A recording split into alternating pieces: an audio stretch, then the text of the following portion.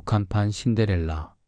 총알 뚫고 두만강 건너온 17세 소녀의 엄마를 향한 6,000km의 험난한 긴 여정, 한송미의 탈북 이야기를 전합니다. 송미 씨는 함경남도 함흥시의 작은 농촌에서 태어나 어머니와 함께 살았습니다.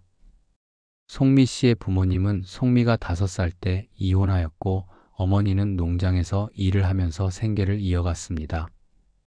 비록 헛간 옆 작은 창고에서 살았지만 어머니의 사랑과 책을 읽어주는 따뜻한 기억이 송미 씨에게는 행복으로 남아 있었습니다.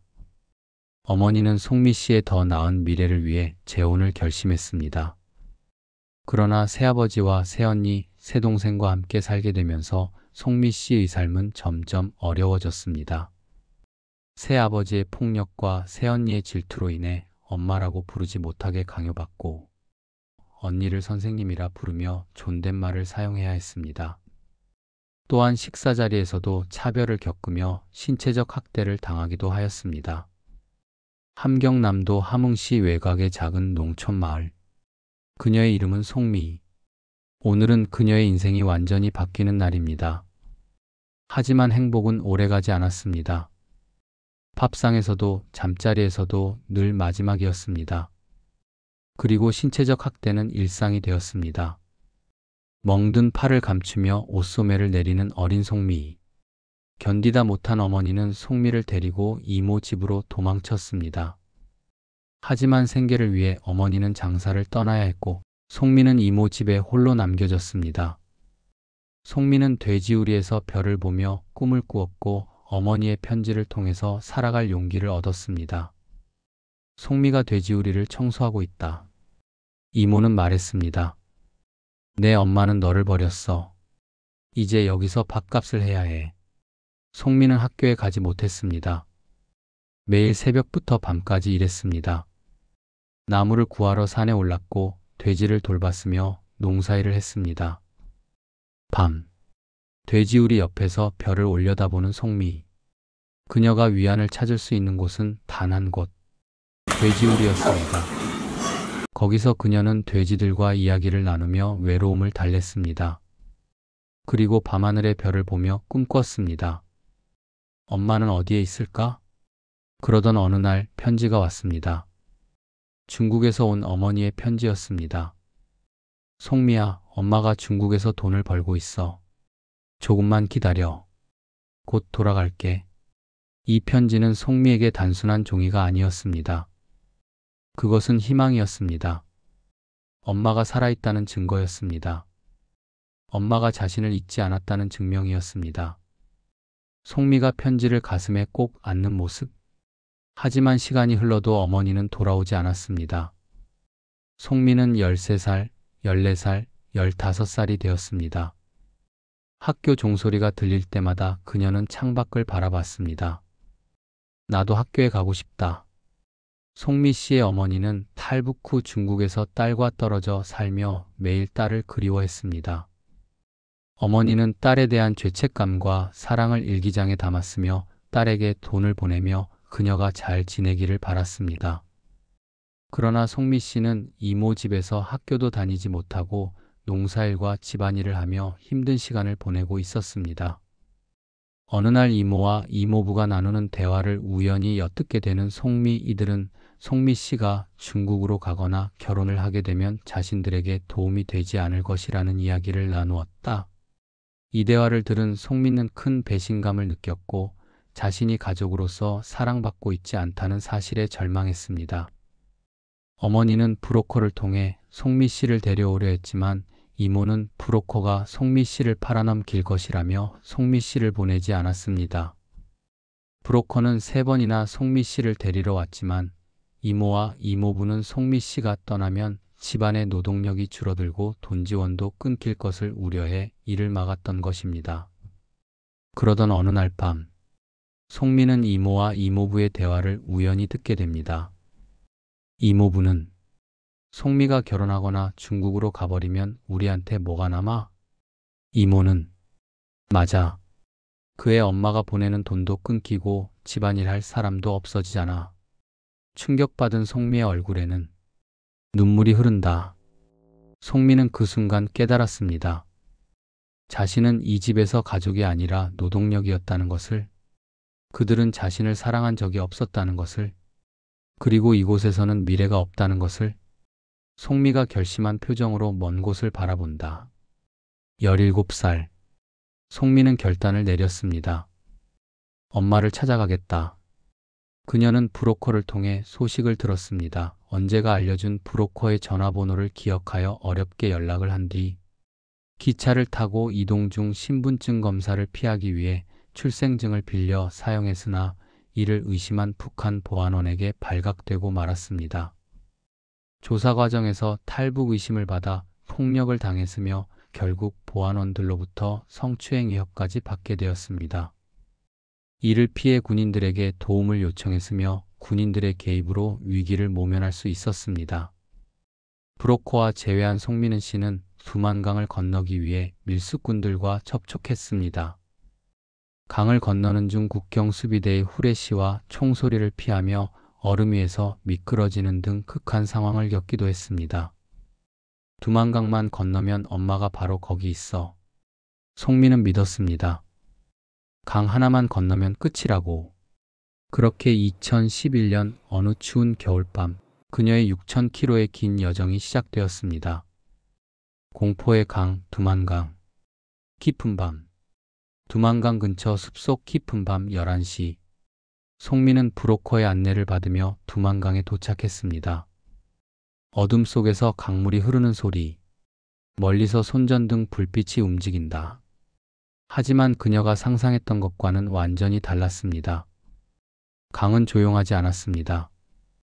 북한 국경수비대의 손전등 빛이 수시로 강변을 훑었고 총성이 간헐적으로 울려 퍼졌습니다. 총성, 군인들의 외침, 개 짖는 소리. 소리 내지 마. 움직이지 마. 불빛이 지나갈 때까지 기다려. 송미가 숨을 죽이며 땅에 엎드린 모습. 손전등 빛이 그녀 머리 위를 스친다. 송미의 심장은 터질 듯 뛰었습니다. 공포가 온몸을 휘감았습니다. 하지만 뒤돌아갈 수는 없었습니다. 지금이다. 뛰어. 송미와 일행이 강으로 뛰어든다. 얼음이 깨지는 소리가 난다. 강물은 뼛속까지 차가웠습니다. 얼음은 곳곳에서 깨져 있었고 발을 디딜 때마다 미끄러졌습니다. 넘어지면 끝입니다. 강물에 빠지거나 총에 맞거나. 총성이 가까워진다. 멈춰. 하는 군인의 외침. 뒤에서 군인들의 목소리가 들렸습니다. 거기서. 쏜다. 송민은 온 힘을 다해 달렸습니다. 발이 얼음에 미끄러졌지만 넘어지지 않았습니다. 차가운 물이 신발 속으로 스며들었지만 멈추지 않았습니다. 마침내 반대편 강변에 도착하는 송미. 중국 땅. 마침내 그녀는 강 반대편에 도착했습니다. 강을 건넌 후 중국 땅에 도착했지만 중국 쪽에 설치된 모판과 함정으로 인해 부상을 입기도 했습니다. 중국. 자유의 땅이라고 믿었던 곳. 송미가 땅에 주저앉으며 안도의 한숨을 쉰다. 그런데 하지만 그 순간 송미는 비명을 질렀습니다. 악! 송미의 발. 피가 흐른다. 중국 쪽 강변에는 탈북자들을 막기 위한 모판과 덫이 설치되어 있었습니다. 송미의 발바닥은 못에 찔려 심하게 다쳤습니다. 피가 흘렀지만 치료할 수도 없었습니다. 송미가 아픔을 참으며 주변을 두리번거린다. 송미 떨리는 목소리. 엄마. 엄마 어디 있어요? 그녀는 주변을 둘러봤습니다. 어머니가 여기서 기다리고 있을 것이라고 믿었습니다. 두만강만 건너면 엄마가 있다고 들었으니까. 하지만 아무도 없었습니다. 텅 빈 강변. 차가운 바람만 분다. 송미는 울먹이며 엄마, 엄마. 송미는 브로커에게 매달렸습니다. 엄마 어디 있어요? 엄마 불러주세요. 제발. 나중에. 송미는 더 절박하게 부르짖는다. 아니에요. 지금 불러주세요. 엄마 여기 있잖아요. 브로커가 한숨을 쉰다. 아침까지 기다려. 내 엄마는 한국에 있어. 송미의 표정이 얼어붙는다. 시간이 멈춘 것처럼. 한국. 송미는 그 단어의 의미를 완전히 이해하지 못했습니다. 한국이 어디인지, 얼마나 먼 곳인지, 어떻게 가야 하는지 그녀는 아무것도 몰랐습니다. 단지 한 가지만 알았습니다. 엄마가 여기 없다는 것. 송미는 무너지듯 울부짖으며 땅에 주저앉는다. 그 순간 송미의 세계는 무너졌습니다. 그녀가 상상했던 강 하나만 건너면 끝이라는 희망은 산산조각 났습니다. 여정은 이제 시작이었습니다. 하지만 그녀는 아직 몰랐습니다. 앞으로 얼마나 먼 길이 남았는지, 얼마나 많은 고통이 기다리고 있는지. 중국의 어느 은신처, 낡은 방. 다음 날 아침, 브로커는 송미에게 전화기 하나를 건넸습니다. 엄마랑 통화해. 송미가 떨리는 손으로 전화기를 받는다. 4년 만에 듣는 어머니의 목소리. 어머니는 울먹이며 송미야. 송미의 눈에서 눈물이 쏟아진다. 송미. 엄마. 엄마. 어머니. 송미야, 미안해. 정말 미안해. 잠시 침묵이 흐르면서 두 사람 모두 울고 있다. 그토록 그리웠던 목소리. 하지만 기쁨은 오래가지 않았습니다. 어머니는 진지하게 송미야, 잘 들어. 이제 시작이야. 너는 지금 대한민국까지 오는 길에 20%밖에 안 왔어. 송미의 표정이 당황스러움으로 바뀐다. 송미는 말한다. 20%요? 무슨 말이에요? 어머니는 말한다. 지금부터 동남아까지 걸어가야 해. 라오스, 태국을 거쳐서 한국까지. 송미는 믿을 수 없다는 듯. 걸어서요?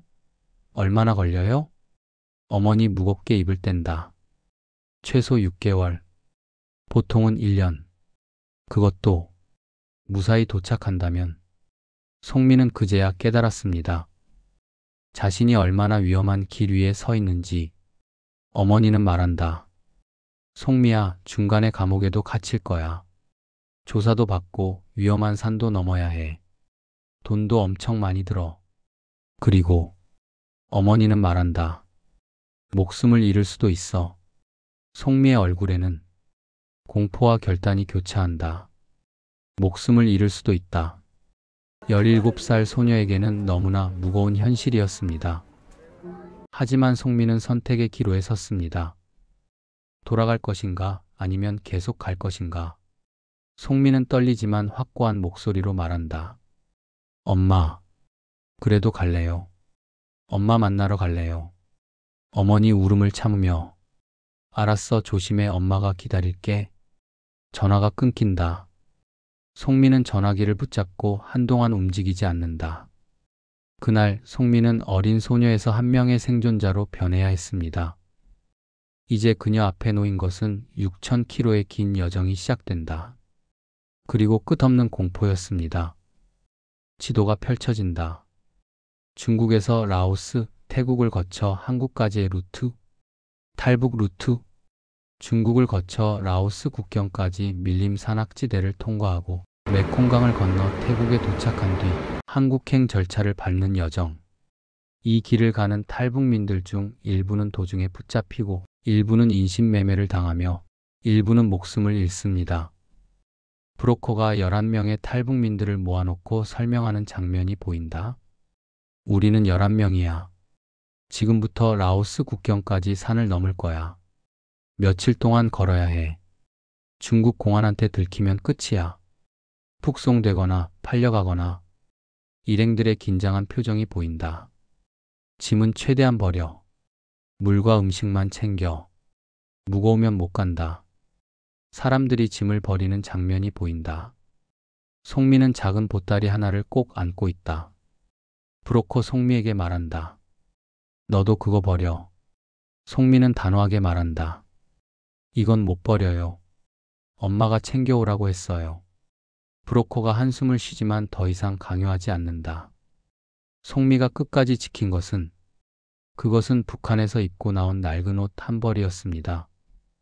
어머니와의 마지막 연결고리인 것이다. 그녀는 그것만은 절대 버릴 수 없었습니다. 밤. 일행이 산속을 걷는 장면. 손전등 하나만 켜져 있다. 밤마다 그들은 걸었습니다. 낮에는 숨고 밤에는 이동했습니다. 밀림은 끝없이 이어졌고 길은 험했습니다. 벌레 소리, 짐승 울음소리, 발이 미끄러지는 소리. 미끄러운 경사면에서 한 발만 잘못 디디면 떨어질 수 있었습니다. 굶주림과 탈수는 일상이었습니다. 체력이 바닥난 사람들은 하나둘 쓰러졌습니다. 한 여성이 쓰러지는 장면. 브로커는 말한다. 일어나. 여기서 쉬면 다 죽어. 송미가 그 여성을 부축하는 모습. 송미는 일행 중 가장 어렸습니다. 하지만 그 누구보다도 강했습니다. 송미가 이를 악물고 산을 오르는 모습. 엄마만 만나면 돼. 엄마만 만나면. 그녀는 이 말을 되뇌며 한 발 또 한 발 내디뎠습니다. 화면 중국 공안의 검문 장면. 신분증을 요구한다. 신분증. 긴장된 침묵. 일행들이 서로를 바라본다. 몇 번의 아슬아슬한 순간들이 있었습니다. 중국 공안과 마주친 적도 있었고 밀고자의 의심을 받은 적도 있었습니다. 송미 일행이 재빨리 숲속으로 숨는다. 하지만 그들은 기적처럼 살아남았습니다.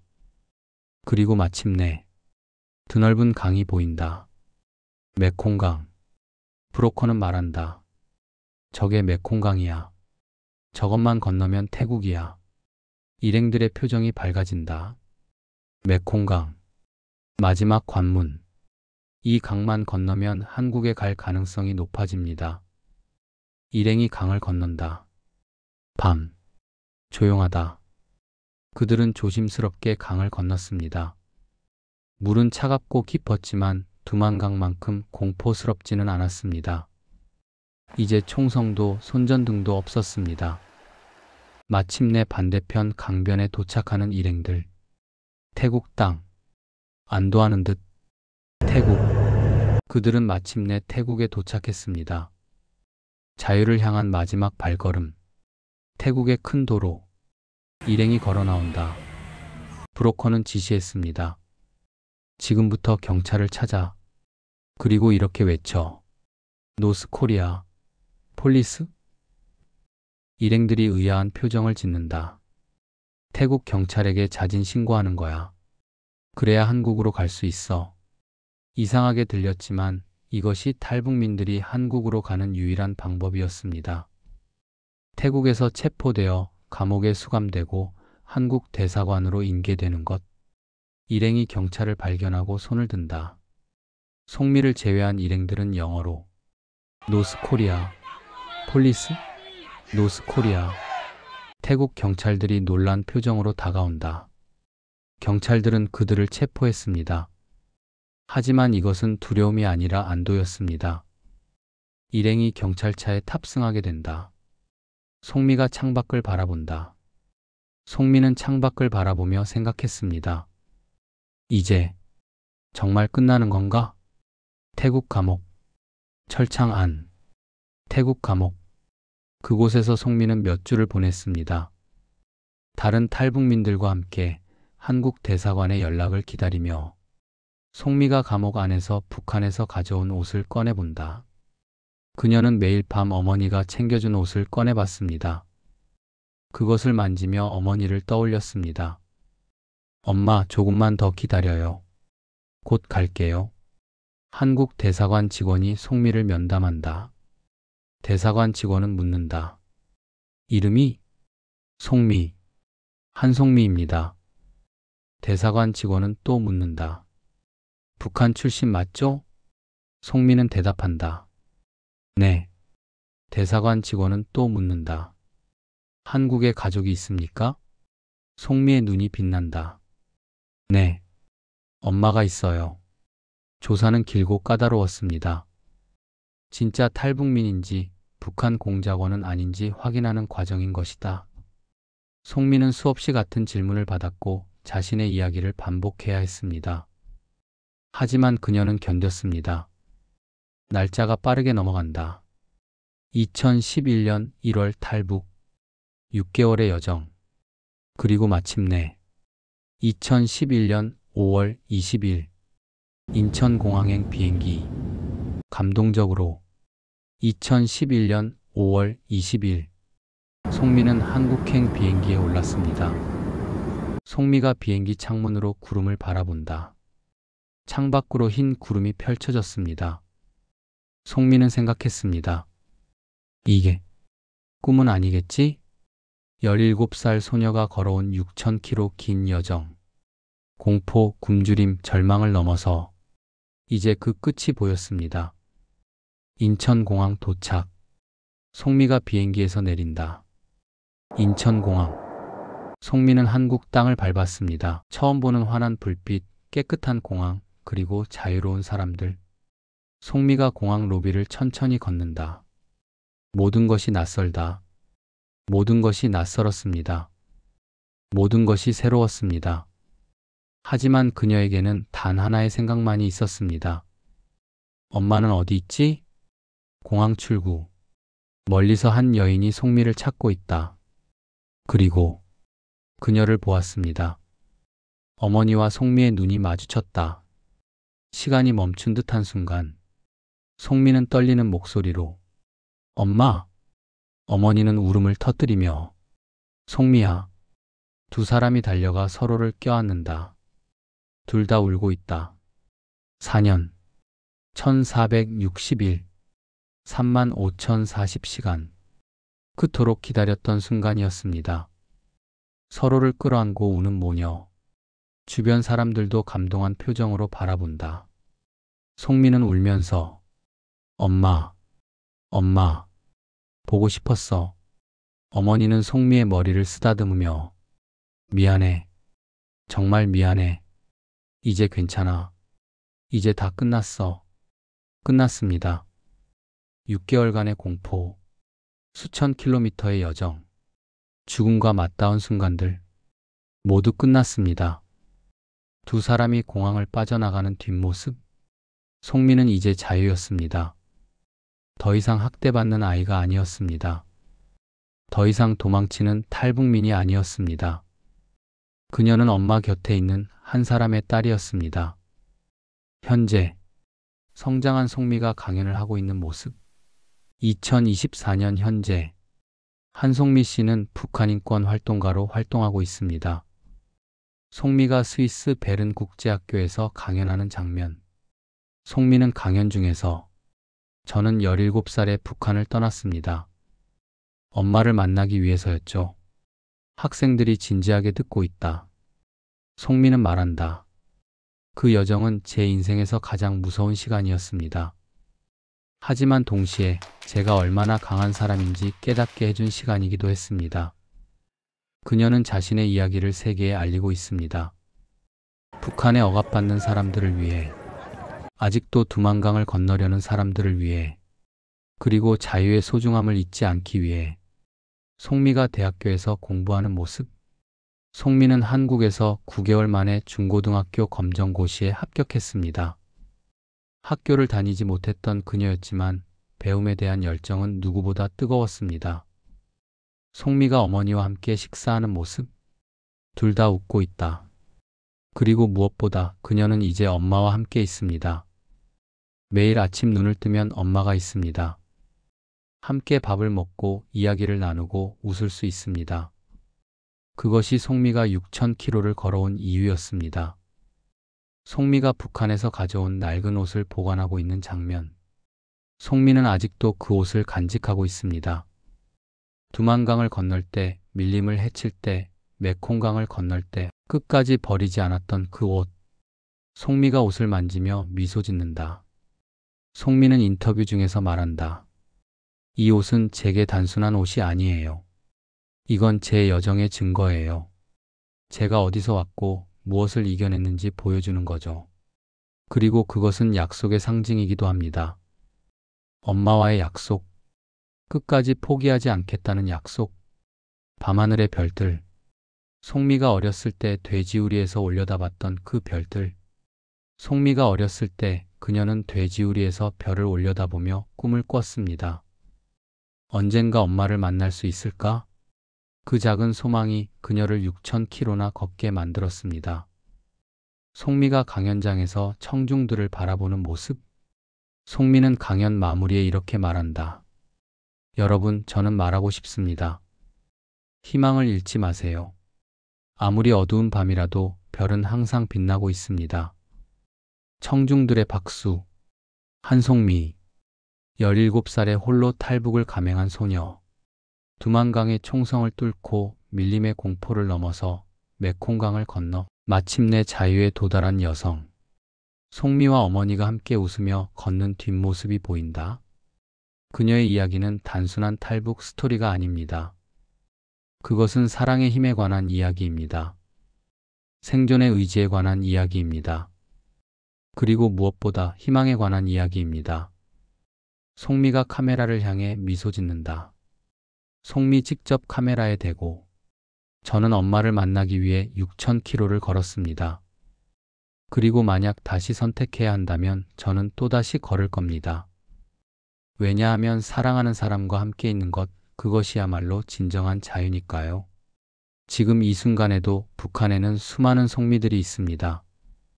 자유를 꿈꾸는 사람들, 사랑하는 가족을 그리워하는 사람들, 더 나은 내일을 바라는 사람들. 그들의 이야기는 계속되고 있습니다. 그리고 우리는 기억해야 합니다. 자유는 공짜가 아니라는 것을, 누군가에게는 그것이 6,000km의 여정이라는 것을. 현재 약 3만 명 이상의 탈북민이 대한민국에서 살고 있습니다. 그들 각자는 자신만의 6,000km를 걸어왔습니다. 이 이야기는 한송미 씨의 실화를 바탕으로 제작되었습니다. 송미가 북한 인권단체 사무실에서 일하는 모습. 한송미 씨는 현재 북한 인권 활동가로 활동하며 전 세계에서 북한의 현실을 알리는 강연을 진행하고 있습니다. 송미가 다른 탈북민들과 상담하는 장면. 그녀는 또한 새롭게 한국에 도착하는 탈북민들을 돕는 일을 하고 있습니다. 자신이 걸었던 그 길을 이제는 다른 사람들이 조금 더 쉽게 걸을 수 있도록 4년간의 이별을 보상받듯 매일을 감사하며 살아가고 있습니다. 송미는 여러분, 절대 포기하지 마세요 라고 말한다. 희망은 항상 있습니다. 감사합니다.